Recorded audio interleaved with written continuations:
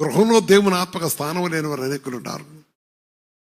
మన గృహంలో దేవుని ఆత్మక విరోధంగా ప్రవర్తించేవారు, మన దేహమైన గృహం కూడా అనేక సార్లు దేవుని ఆత్మక విరోధంగా తిరుగుబాటు చేసి, మన మనసుతో, మన హృదయంతో, మన కన్నులతో, మన అంతరాత్మతో కూడా ఆయన ఆత్మక విరోధంగా మన పాపం చేస్తూ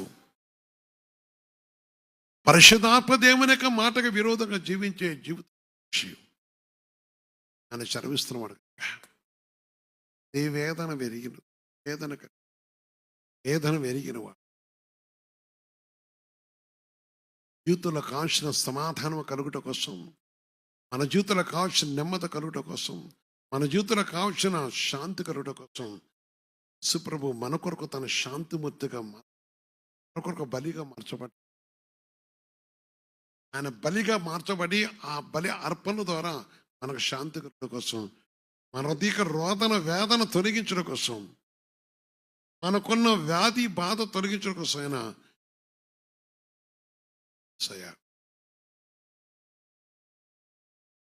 సహోదరి సోదర పరిశుద్ధాత్మ దేవుడు చెప్తారు ఒక మాట బట్టి, నా హృదయ వేదన, నా హృదయంలోని ఒక రోదన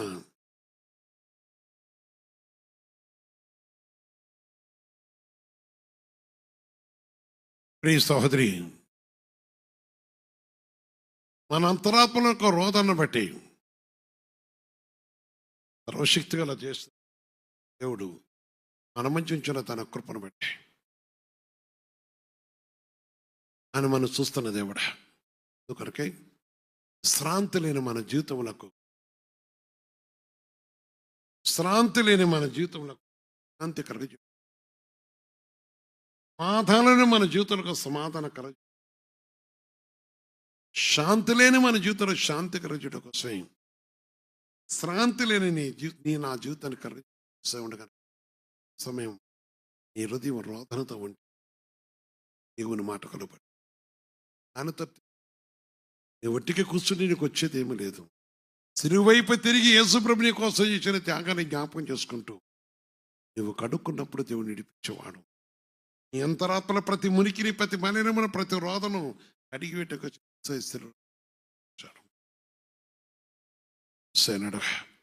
ఆయన దాటిపోయి కాదు కదా.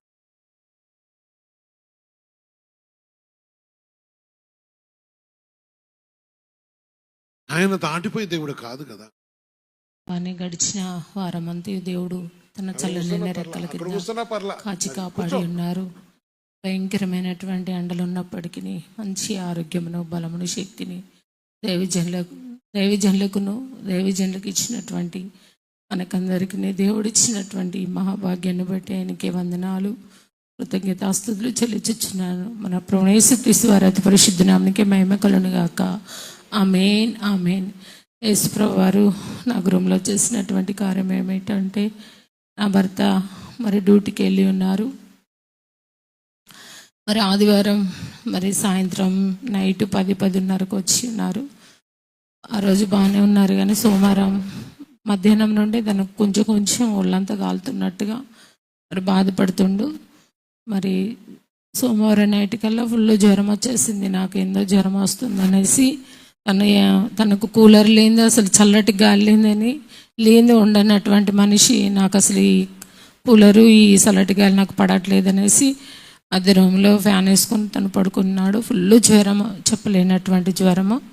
అయితే నా కూతురి మరి ఆ జ్వరం వచ్చి తను పడుకున్నప్పుడు మాకు బాధ అనిపిస్తుంది, భయం అనిపిస్తుంది. ఎందుకంటే తను డ్యూటీ చేసి మరి ఆ ఎండ దెబ్బకు అలసిన శరీరాన్ని బట్టి జ్వరం వచ్చి ఉండొచ్చు అనేసి నా కూతురికి చెప్పి ఉన్నాను కదా. అయ్యకు ఫోన్ చేసి మరి డాడీకి ప్రార్థన చేపి అమ్మని అనేసి తను చెప్పినప్పుడు నా కూతురు వెంటనే మరి అయ్యకు ఫోన్ చేసి ప్రార్థన చేపించిన ఒక గంట పట్టింది. ఆ గంటలోనే నా భర్తకి ఎక్కలేని చెమట్లు బట్టి జ్వరం అంతా విడిచిపోయింది. ప్రభువు యేసుక్రీస్తు వారి అతి పరిశుద్ధ నామమునకే మహిమ కలుగును గాక. ఆమేన్, ఆమేన్. మేమైతే నీతిమంతులము కాదు, ఎలాంటి యోగ్యత లేని వారం, కేవలం దైవజనుల యొక్క ప్రార్థన బట్టే మేము బ్రతుకుచున్నాము. కానీ ఏ విధము చేతనైనా మేము బ్రతకట్లేము.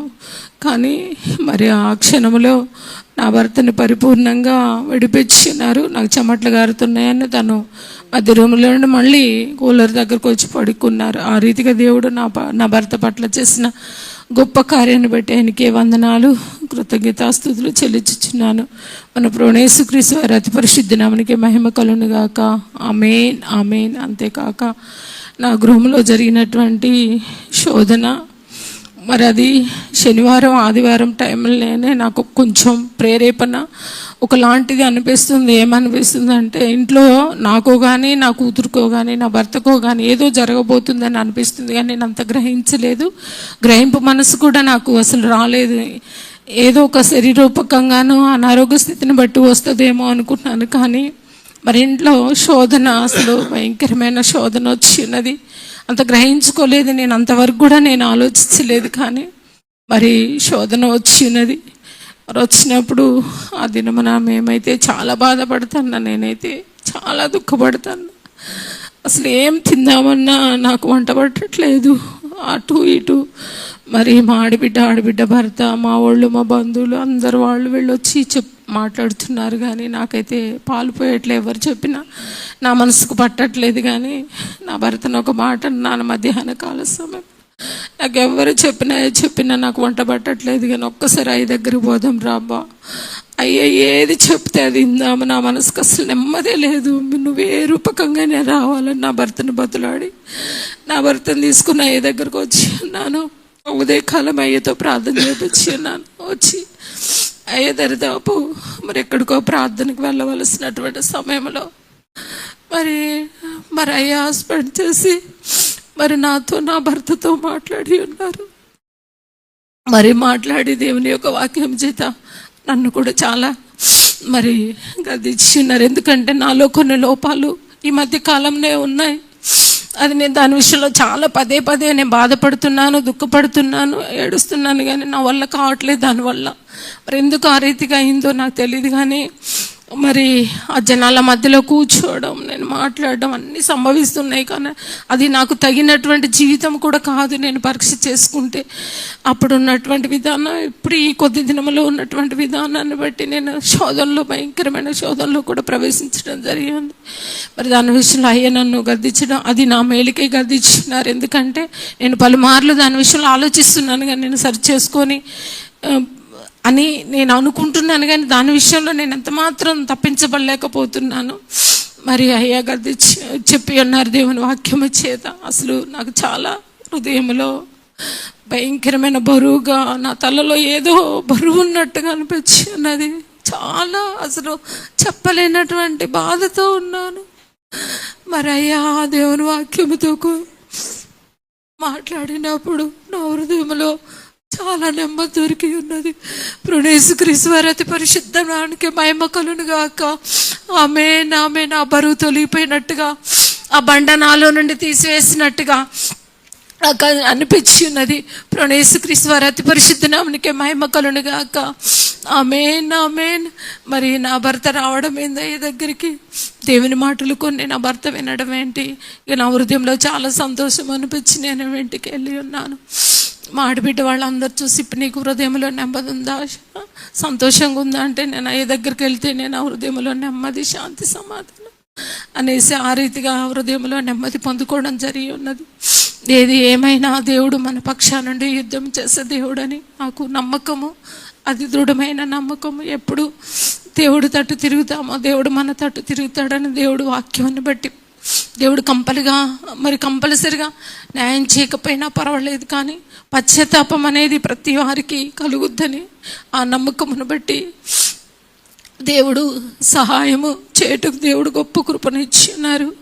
ఎవరైతే మరి ఆ సహోదరుడు నాకు ఫోన్ చేసి, అక్క వాళ్ళు ఈ రీతిగా ఉన్నారు, నీకు న్యాయం కంపల్సరీ నేను చేపిస్తానని తన నోటితోటే తను చెప్పి ఉన్నాడు. ప్రభువైన యేసుక్రీస్తు వారి అతి పరిశుద్ధ నామమునకే మహిమ కలుగును గాక. ఆమేన్, ఆమేన్. దేవుడు ఆ రీతిగా నా గృహంలో చేసిన ప్రతి కార్యాన్ని బట్టి ఆయనకి వందనాలు, స్తోత్రాలు. అదే రీతిలో నా గురించి కానీ, నా కుటుంబము, నా కుమార్తె విషయంలో కానీ, నా భర్త విషయంలో కానీ మీరందరూ ప్రార్థించండి. దేవుడి సన్నిధిలో నేను కూడా ఎక్కువ గడుపునట్లుగా, ప్రార్థించినట్లుగా మీరందరూ ప్రార్థన చేయమని యేసుక్రీస్తు నామములో మరి ముఖ్యంగా దైవజనులకు మనం చేయించున్నాను. నా గురించి, నా కుటుంబం గురించి మేము దేవునిలో ఎదుగునట్లుగా, దేవుడి సన్నిధిలో ప్రార్థించినట్లుగా, దేవునితో అంటు కట్టబడినట్లుగా నేనులాగా నా గురించి ప్రార్థించగలరని యేసుక్రీస్తు నామములో మనం చేయించున్నాను. ప్రభువైన యేసుక్రీస్తు వారి అతి పరిశుద్ధ నామమునకే మహిమ కలుగును గాక. ఆమేన్, ఆమేన్. యేసు ప్రభువు చిన్న సాక్ష్యమును దీవించును గాక. ఆమేన్, ఆమేన్. ఏగి తెలియదు కానీ నన్ను, నా కుటుంబాన్ని, నా ఆత్మీయ తండ్రిని, నా కిరు సంఘ బిడ్డలందరినీ, నా ఆత్మీయ తల్లిని ప్రేమించి గతించిపోయిన కాలం అంతా ఆయన చల్లని రెక్కల సాటును సజీవంగా కాచి కాపాడినందుకు ఆయన పాదాలు కొన్నాళ్ళు కృతజ్ఞతాస్తులు చెల్లిస్తున్నాను. ప్రభువైన యేసుక్రీస్తు పరిశుద్ధ నామమునకే మహిమ కలుగును గాక. ఆమేన్, ఆమేన్. మరి ఇక నా సాక్ష్యం ఏంటంటే, మరి ఇక ఆత్మీయ తండ్రిని భయంకరమైన ఎండలో మరి కాచి కాపాడి ఆయన 1000 కిలోమీటర్లు ప్రయాణించుటకును, పరిచర్య చేయుటకును నా ఆత్మీయ తండ్రిని ఎత్తి పట్టుకొని వాడుకున్న విధానం బట్టి ఆయన పాదాలు కొన్నాళ్ళు కృతజ్ఞతాస్తులు చెల్లిస్తున్నాను. ఎందుకంటే 2004లో నా చిన్న కుమారుని వివాహమైన ఇదే జూన్ నెలలో మే 30కి మా కుమారుని వివాహం జరిగింది. జూన్ 2వ తారీఖు నా ఆత్మీయ తండ్రి మరణము నుంచి జయించి ఉన్నాడు. మరి ఆ సంవత్సరం అంతా కాపాడిన తర్వాత 2025 సంవత్సరము అదే 2వ తారీఖు మరలా నా ఆత్మీయ తండ్రికి గొప్ప మరి ప్రమాదం జరిగిందని సాక్ష్యం విన్నాను. ఆ వారంలో మొదటి శుక్రవారం చెల్లులో చూశాను. మళ్ళీ అదే రోజు జరగటం అంటే మళ్ళీ ఈ సంవత్సరం కూడా నా ఆత్మీయ తండ్రికి ఏమి కావద్దు. ఎందుకంటే మా ఆదరణ, మా ఆశ్రయం, మా బతుకు ఆయుష్ ఆయన చేతిలోనే ఉన్నది. నా కుటుంబం భవిష్యత్తు చేతిలో ఉన్నది కనుక ఎక్కువగా దేవుడి సిందులో ఏమి అడిగానో లేదో, కానీ ఈ నెలలో అయితే ఈ పైన శుక్రవారం ఆ సాక్ష్యం వినలేదు. అందుకే ఆయన పాదములు కొన్నాళ్ళు కృతజ్ఞతాస్తులు చెల్లిస్తున్నాను. ప్రభువైన యేసుక్రీస్తు పరిశుద్ధ నామమునకే మహిమ కలుగును గాక. మరి చెప్పాలంటే నా కుటుంబంలో ఎన్నో మేలులు చేస్తున్నాడు, అవి ఊహించలేని, గ్రహింపలేని. కానీ మరి ఏప్రిల్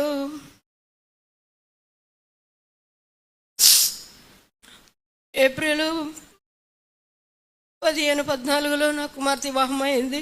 ఆ తర్వాత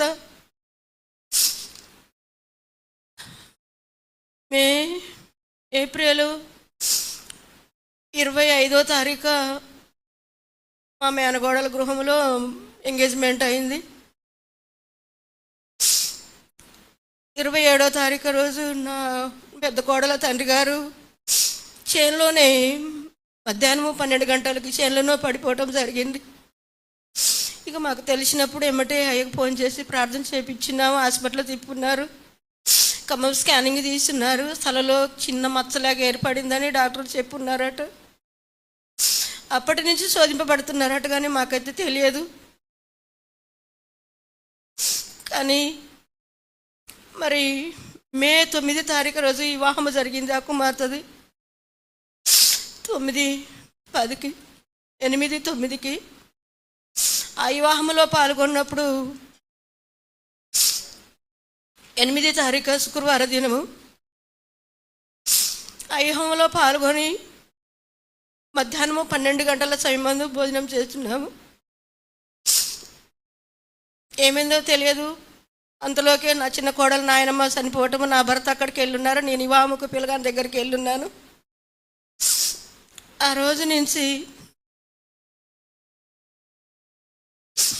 మే 20 తారీఖు వరకు నాకు మధ్యాహ్నం కరెక్ట్గా 12 గంటల వరకు, 12 గంటల నుండి కడుపులు తిప్పుతూ ఉండేది. ఆహారం మీద ఇష్టం లేదు. ఏమైందో తెలియదు, కానీ తలకాయ ఊగుతుంది. అప్పటి నుంచి ఊగుతుంది. చానాల నుంచి లేచినా, కూర్చున్న లేచినా, ఉంగబడి లేచినా ఊగుతూ ఉంది, నెట్టేస్తుంది. కానీ దేవుడికైతే అప్పగించినాను. కుమ్మగుడేమో వివాహము కొరకు ఈయన సిద్ధపడలేదు, కానీ ఎక్కువ జామున చూపించిన విధానము నా ఆత్మీయ తండ్రికి చెప్పి ఉన్నాను. ఎక్కువ జామున వెళ్ళను, కానీ ఈ మధ్య కాలం నుంచి ఎక్కువ వెళ్తున్నాను. ఎక్కువ జామున 4 గంటలకు కానీ 3 గంటలకు కానీ. తెల్లారినాక నా భర్తతో అన్నాను, చెప్తే వారు నమ్మరు అనేసి, నేను వివాహంకి వస్తానంటే సరేలే తొందరగా రెడీగా అన్నారు. ఆ వివాహం కొరకు వచ్చి అక్కడ అయ్యగా చెప్పుదాం అనుకున్నాను, కానీ చెప్పలేదు. నేను చెప్పకపోయినా కానీ నా ఆత్మీయ తండ్రి హస్తం సార్ ప్రార్థించినప్పుడు ఆ కడుపులో తిప్పుడు ఆ గాబారు నుంచి నా తండ్రి ప్రార్థన బట్టి ఇడిపించినందుకు ఆయన పాదాలు కొందాలు కృతజ్ఞతాస్తుతులు చెల్లిస్తున్నాను. నా హృదయరాశులు పెరిగిన తండ్రి కాబట్టిగా, నా బలితలు ఎరిగిన తండ్రి కాబట్టిగా నన్ను నడిపించి ఉన్నారు. ఇక్కడ వెనక భాగం అసలు చేతగాట్లేదయ్యా అని నెక్స్ట్ వారంలో చెప్పినప్పుడు నువ్వు తొందరగా బీబీ చూపించుకోమని అన్నారు. కానీ నా భర్తకు చెప్తే పట్టించుకోలేదు, ఏమి కూడా గ్రహించలేదు. అయినా కూడా ఆ భారం నా ఆత్మీయ తండ్రి మీద, చందు మీద దేవునిపై వేసి వివాహం అయ్యి ఏప్రిల్ నెలంతా అయిపోయింది పని. మే నెలంతా ఇంటి దగ్గరే ఉంటున్నాం కదా. ఎట్లయితేంది, నా భర్త పట్టించుకోవట్లేదు కదా. 100 రోజులు పనికి వెళ్తే పేర్లు ఉన్నాయని చెప్తున్నారు కదా. వంగబడి లేచే కాడ మట్టి ఎత్తే కాడు, లేచినప్పుడు వెనకకి నెట్టినా పడిపోతాను, వంగేటప్పుడు వంగకడి నెట్టినా పడిపోతాను. దెబ్బలు తగిలితే దెబ్బలు బాగు చేస్తారు. ఒకవేళ వెనకకు పడితే చనిపోతానా? ఇవరకు 2 దెబ్బలు తగిలినాయి కదా.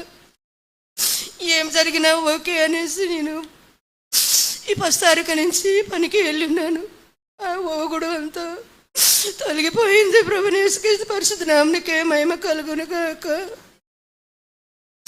ప్రభువైన యేసుక్రీస్తు కేవలం నా ఆత్మీయ తండ్రి ప్రార్థన బట్టి. కాకపోతే ఈ వెనక భాగం ఇక్కడ ఈ పెద్ద నరము గుంజుతూ ఉంటుంది. అప్పుడప్పుడు ఆ తల అవయములో దేవుని సోదరులు ఉండలేకుండా ప్రార్థించమని మనం చేస్తున్నాను. ప్రభువైన యేసుక్రీస్తు పరిశుద్ధ నామమునకే మహిమ కలుగును గాక. అదేవిధంగా మరి ఇక నా కోడల తండ్రి గారు భయంకరమైన స్థితిలో ఉన్నారని ఇక్కడికే వచ్చిన్నారు. మరి రాత్రి నిన్న ఇక్కడే మరి నేను 2 రాత్రులు నిద్రపోయి ఉన్నారు. నా ఆత్మీయ తండ్రి కూడా వారి గృహంకి వెళ్ళి ఉన్నారు.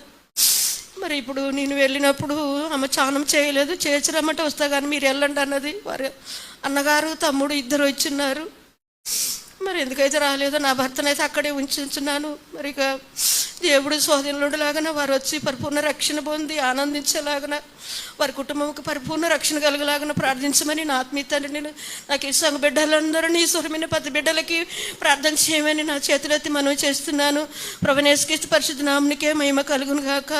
మరి అంతేకాకుండా నా చిన్న కోడల మరి ఇక నిన్నటి నుంచి 7వ నెల పడి ఉన్నది. ఆ కుమార్తెకి నార్మల్ డెలివరీ అయ్యేలాగా, నా శిశువుకు మంచి ఆరోగ్యం కలుగులాగా, మరి మగ బిడ్డ కావాలంటున్నారు. అది దేవుడు ఇస్తే మరి గొప్ప సాక్ష్యము నిలిచి సాక్ష్యం ఇచ్చేలాగా ప్రార్థించమని నా చేతులెత్తి మనవి చేస్తున్నాను. నా పాలివారు నా గ్రామానికి రక్షణ కలుగులాగా మరి నా ఆత్మీయ తండ్రి మరి ఉపవాస ప్రార్థన పెడుతానన్నారు. అది ఏ దినమో సిద్ధపరిచి సంగమ సమకూడేలాగా అందులో పాపినైనా నేను పాల్గొని ఇవి మోకరించేలాగా ప్రార్థించమని నా చేతులెత్తి మనవి చేస్తున్నాను. ప్రభువైన యేసుక్రీస్తు పరిశుద్ధ నామమునకే మహిమ కలుగును గాక. ఈ చిన్న సాక్ష్యం దేవుడు దీవించును గాక.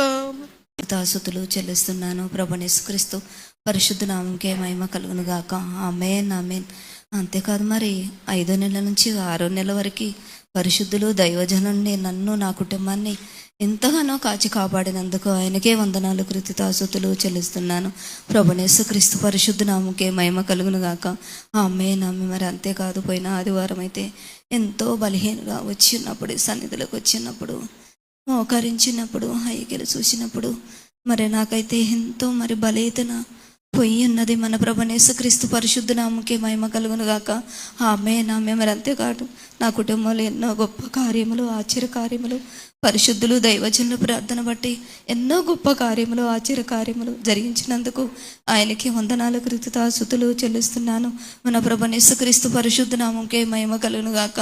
ఆమేన్, ఆమేన్. అంతేకాదు మరి నా కుటుంబంలో కూడా నేను మరి ఎన్నో బాధలతో, ఎన్నో వేదనలతో వచ్చినప్పుడు కూడా సన్నిధికి మరి హయ్యలో దేవుడు ఉన్నాడని, సంఘములో దేవుడు ఉన్నాడని మరి ఎప్పుడు క్యాలరీకి వెళ్ళి చూసుకొని, అయ్యా నీ దాసులో ఉన్న దేవుడు అయ్యా, మరి నువ్వు చూస్తాను కదా తండ్రి అని నా బాధలు వేదన చూస్తానని క్యాలెండర్ కడిగిపోయి అనుకున్నప్పుడు ఎంతో మరి బలేతనున్నదంతా తొలగిపోయేది.